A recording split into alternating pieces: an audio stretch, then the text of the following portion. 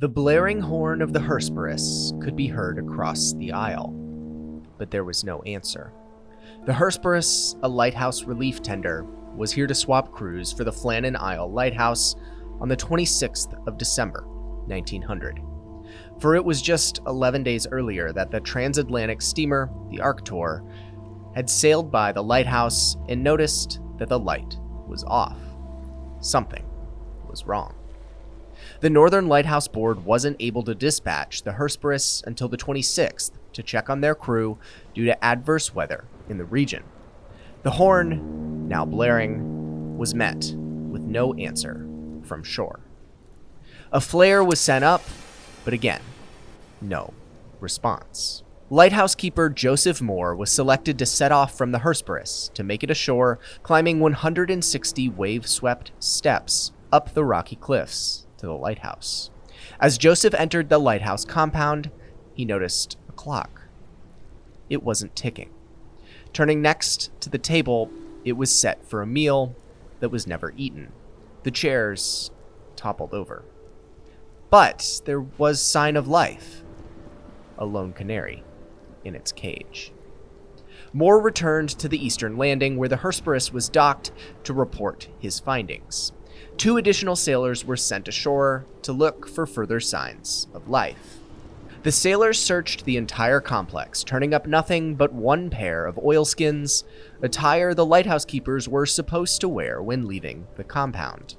The 3 sailors were searching for 3 men: James Ducat, Thomas Marshall, and Donald MacArthur. But after searching the Flannan Lighthouse complex's east side, the search then turned to the west. They found smashed supply boxes with contents strewn about, bent iron railings, railway track torn from its concrete, and much of the turf on the cliffside had been ripped about.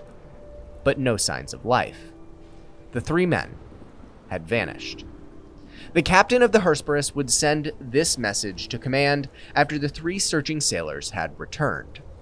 "Poor fellows. They must have blown over the cliffs or drowned trying to secure a crane or something like that." The Hesperus returned to the mainland, leaving behind the sailors to tend to the job of their now missing companions. On the 29th of December, the head of the Northern Lighthouse Board, Robert Muirhead, arrived to the lighthouse to investigate. Robert's theory became that Marshall and Ducat had headed out into the storm to secure equipment. After they didn't return in a timely fashion, he believed MacArthur, who the oilskin belonged to, then ventured out to find them. Robert believed all 3 men were swept out to sea. He stated in his report that all men had been on duty up until December 15th, when that evening the disappearance occurred. However, the public at the time wasn't as quick to believe the story of Muirhead. Stories of sea monsters, of course, circulated the local towns, or perhaps that the men had been kidnapped by a foreign vessel.